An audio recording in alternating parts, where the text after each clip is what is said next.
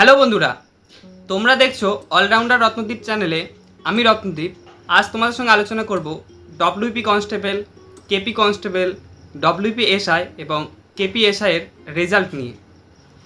প্রথমে আসি WP constable 2024 নিয়ে। তো এটার ফাইনাল রেজাল্ট 99% জুন মাসের মধ্যেই চলে আসার সম্ভাবনা রয়েছে।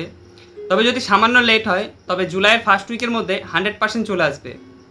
এরপর কেপি কনস্টেবলের ট্রান্সজেন্ডারদের যে কেসটা চলছে সেটা মিটলেই যে প্রিলিমিনারি রেজাল্ট সেটা চলে আসবে।